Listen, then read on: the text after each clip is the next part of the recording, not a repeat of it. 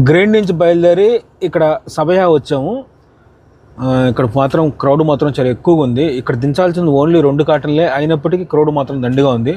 మా కంపెనీ అతను బిల్లు తీసుకొని లోపలికి అయితే వెళ్ళిండు.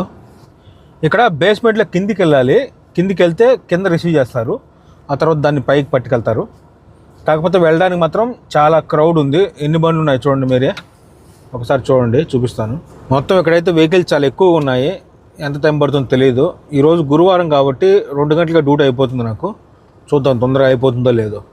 కిందికైతే వచ్చేసాను. సెక్యూరిటీ మాత్రం సామాన్లు దించి బయటకు వెళ్ళిపోమంటున్నాడు. నేను మా కంపెనీ మనిషికి ఫోన్ చేశాను. అతను వస్తే సామాన్లు అతనికి ఇచ్చేసి బయటకు వెళ్ళిపోవాలి. ఇక్కడ లోపల ఉండడానికి కుదరదు. అంత బేస్మెంట్ చూడండి, బేస్మెంట్.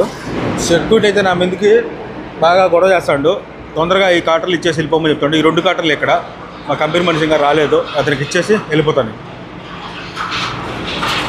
ఆడో వస్తున్నాడు మా కంపెనీ మనిషి, ఆ మనిషికి ఇచ్చేసి నేను పోతాను. వాడు అరుస్తాడు. ఓకే నేను పోతాను బయటికి. నువ్వు అయిపోయినాడు వచ్చి పైకి. లోపల సరుకుతో పాటుగా ఆయన దించే వచ్చాను. ఇంకా ఆయన రిసీవింగ్ చేయించి ఆ సామాన్లు పైన పెట్టేసి వస్తాడు. అతను తీసుకుని మళ్ళీ ఇంక రిటర్న్ వెళ్ళిపోతాను, అంతే. వీడియో నచ్చితే లైక్ చేయండి. కువైట్ గురించి మరిన్ని వీడియోలు చూడడం కోసం కువైట్లో నేను మన ఛానల్ని సబ్స్క్రైబ్ అండ్ ఫాలో చేయండి అబ్బా ప్లీజ్.